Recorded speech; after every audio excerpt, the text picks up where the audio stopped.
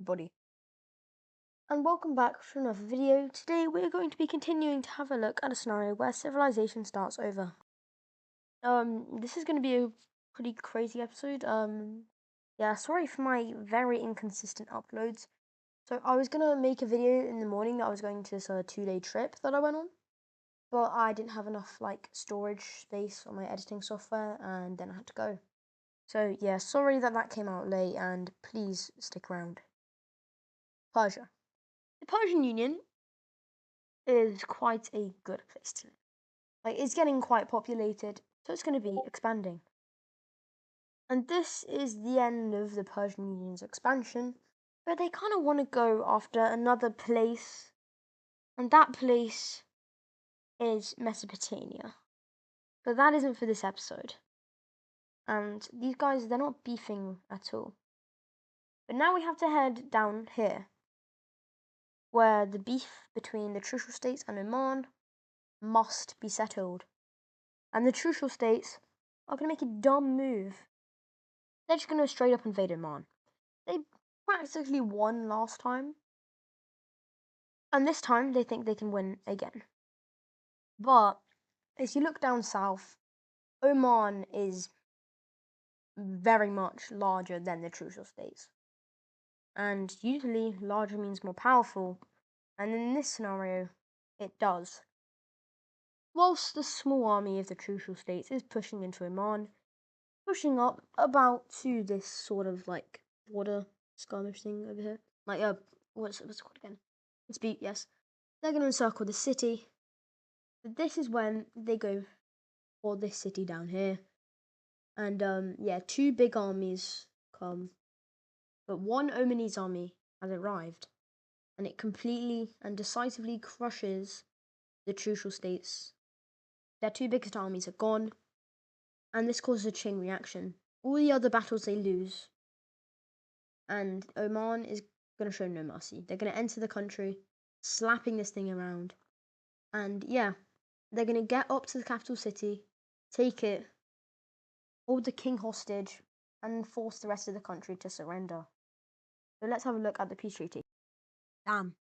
Oman just took a massive bite out of the Trucial States.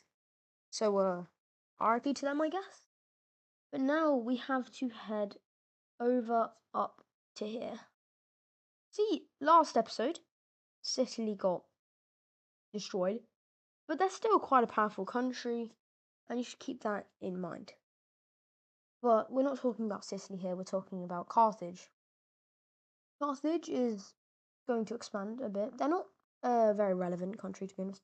They're just created because Sicily was collapsed. And they're going to be expanding a bit. And next to them, Libya. I couldn't really find any other colours for Libya, and I didn't really want to copy Adas's Libya. Oh, and also Red Egypt was, I think this was actually a country, the Purple Libya. But he did not have a Red Morocco, so I'm allowed to have this. Yeah, Morocco is quite powerful, to be honest. They're benefiting off Gibraltar, even though nothing's going through here. I mean, a few Portuguese and Galician ships might be going through here. But not too much. Speaking of Galicia and these guys up here, their alliance is very strong. And they might be wanting to invade another country, but again, not this episode. But this is where everything gets crazy. You're looking at Asia. Yes, a very blank continent. Nothing is in this massive area. Literally nothing.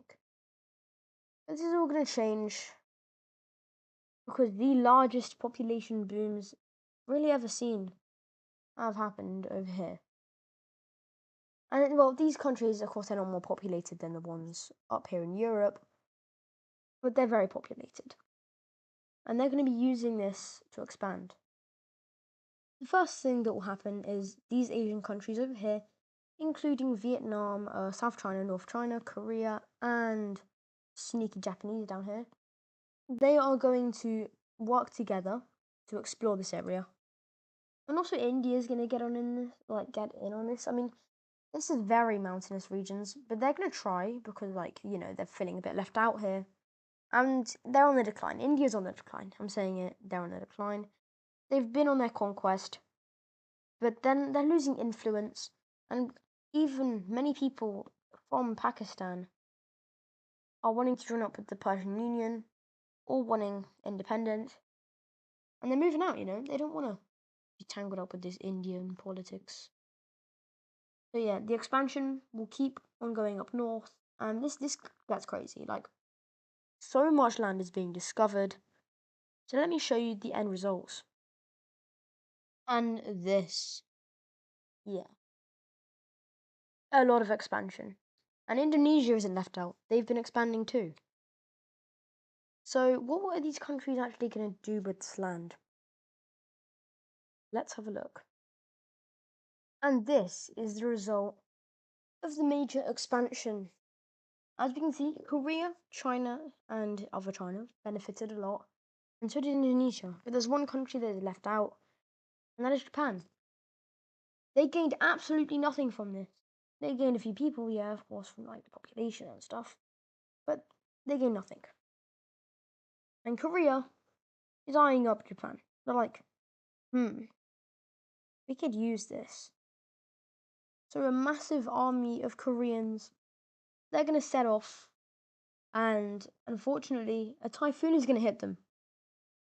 And half of the fleet is destroyed, but they're going to still land on Japan, occupying a city, and the Korean invasion of Japan has just begun. But there was actually another army landing up north, but they hit this island, and they're going to keep going and capture the city. And Japan has now got a formidable force to fight against. Over here, they're going to be doing quite well against this Korean offensive, pushing them back into the city, and they might have to flee, to be honest. And this looks like it's kind of a disaster for Korea. And yeah, it kind of is. They lost a ton of people. Over half of this massive army, I'd say like 80,000 men died. But more Korean armies are landing, and this just shows Korea's power. They're stronger than Japan, and Japan knows this. They are just going to station a ton of things over in this region, which is their main region. And this means destroying this, which they do because, most people have fled over here with this offensive, which has just split the country in two. But they don't care. They don't care about this half. And also, troops from Hokkaido have landed. And all of northern Japan is going to fall, just leaving the south. The south is extremely close to mainland Korea, but they don't really care because the Japanese are now fighting with their full force. And they're prepared. They're better at fighting in this land, but it's still not going to stop this massive Korean armies. And we're going to see Japan is going to be nearly pushed out of the mainland. Speaking of being pushed out of the mainland, unfortunately, they are pushed out of the mainland. And now they're just left with islands, no more mainland. And the Koreans are going to be attempting to take the lesser known island, this one here. And they're going to make a few landings. And these are going to link up. And basically, the Japanese are kind of running away, going behind the front lines and causing damage to the Koreans. But in the end, the Koreans do prevail as they catch a very large, guerrilla fighting group, kill them all. And this spells the end for the Japanese country. As Korean ships close in from all sides, there is no hope, and they're going to fall over very fast. But let's have a look at the peace treaty. Boom. Japan is gone. There is no more Japanese state. But that is not the last thing happening in this episode. This is a pretty good episode, I think. We're going to have to go over to the old world. Oh, well, still in the old world. But the Caspian Sea country wants to form. So, they will be forming. There's going to be a pretty large revolution over in Caspia, in the Caspian Sea region. I'm just going to call this Caspia or something. And yeah, this goes very bad for the Turkish. They are one of the stronger countries in the world. This revolution is lost, and the Turkish get kicked off. And the Mesopotamians are going to go ahead and laugh in the face of Turkey. But they shouldn't have done that because, yeah, they're being invaded. Well, this isn't an invasion. This is the rebellious group. Okay, but they're just like, yeah, I'm just going to colour it a bit darker. The rebellious group has spread into Mesopotamia. Mesopotamia was not expecting this. They thought their people were happy, but they're really not happy. So when they come into here, they're going to ask for help for their allies. And their allies, okay, let's just have a look at this alliance. We got these guys, they don't even have a name.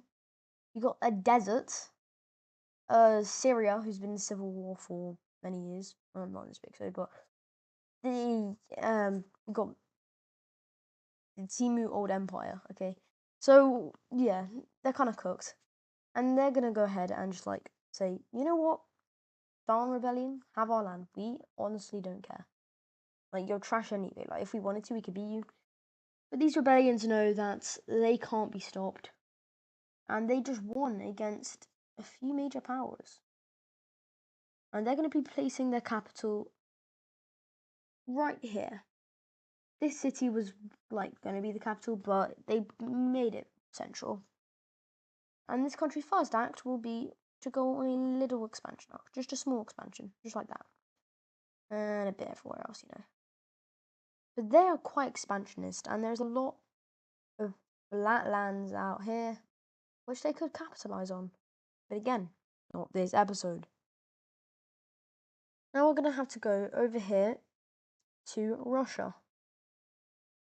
where we're going to see tensions rise between Ukraine and this Russian country and this Russian country. Also this Russian country. Ukraine is just really despising the Russian countries right now for what they've been doing. And the Russian countries are going to decide something. We are better united. And just like that, Russia has just been united in one union. These northern Russians are terrified. Belarus is confused. And Ukraine is bewildered. This was unexpected. No one in the world, besides Moldova, thought this would happen. I say Moldova because Moldova's just been horrifying for years. Now we go up to the Holy Swedish Empire, where we're going to see a war break out between the purple and the blue teams. The blue team is going to go up to the purple team leader, slap him in the face, and they're going to have a 1v1 over in the purple team's capital. And the blue team leader is going to flee the 1v1 after the purple team leader, well, he runs out of build. So after this, the blue team armies are going to push into the purple team, doing a lot of damage, and they're just going to kill everyone they see. This is when the beige team capitalizes off of this, and they're going to invade the blue team. But we're going to see the Northern Union, these guys up here, they're going to be invading into the purple team. The blue team is more democratic. And yeah, these guys are going to be fighting for years until the blue team army is just going to decide, you know what? Pull our armies from over here. We're going to march on the capital. So they decide to do it. Massive army, biggest, the blues, purple, like, and biggest army anything above here has ever seen. Even Finland, yeah. And yeah, it's got a lot of people. And they're going to besiege the city after a very fast battle with the purple team's army. And the purple team, let's just say the city walls were not very defended. And these guys are going to go ahead and capitulate over to the blue team. And then literally mid-war, fully annex the country, burn down the capital, kick the Northern Union out. And the beige team is left in a very weird predicament. And yeah, their capital gets burnt down and they're gone. So we just saw this country unite a lot of territory. But they're actually going to be joining a union. It's on the power rankings. Well, no, it's not on the power rankings, but it's getting there. The Northern Union. And yeah, it's looking very big now.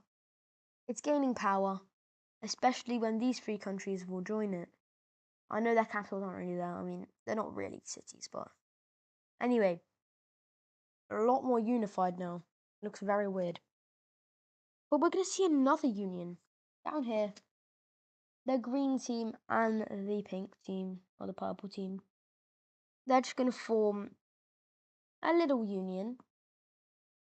Because, why not? Their leaders are close. And yeah, we got another union down there.